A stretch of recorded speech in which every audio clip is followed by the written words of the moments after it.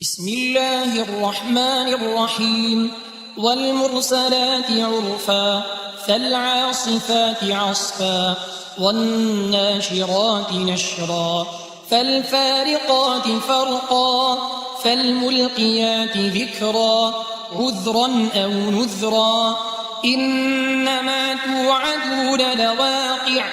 فإذا النجوم طمست وإذا السماء فرجت وإذا الجبال نسفت وإذا الرسل أقتت لأي يوم أجلت ليوم الفصل وما أدراك ما يوم الفصل ويل يومئذ للمكذبين ألم نهلك الأولين ثم نتبعهم الآخرين كذلك نفعل بالمجرمين ويل يومئذ للمكذبين ألم نخلقكم من ماء مهين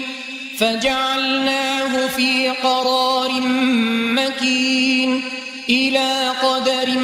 معلوم فقدرنا فنعم القادرون ويل يومئذ للمكذبين ألم نجعل الأرض كفاتا أحياء وأمواتا وجعلنا فيها رواسي شامخات وأسقيناكم ماء فراتا ويل يومئذ للمكذبين انطلقوا إلى ما كنتم به تكذبون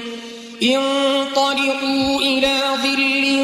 ذي 3 شعب لا ظليل ولا يغني من اللهب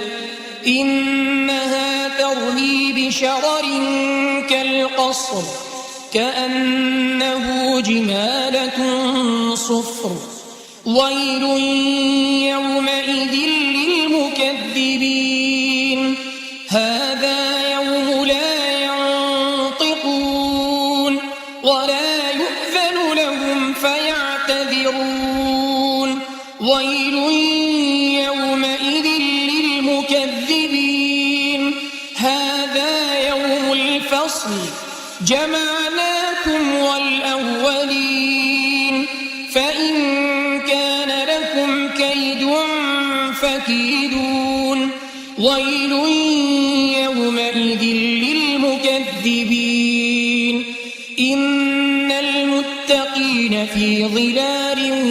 وعيون وفواكه مما يشتهون كلوا واشربوا هنيئا بما كنتم تعملون إنا كذلك نجزي المحسنين ويل يومئذ للمكذبين كلوا وتمتعوا قليلا إنكم مجرمون ويل يومئذ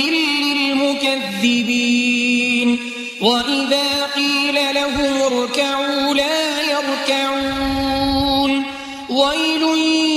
يومئذ للمكذبين فبأي حديث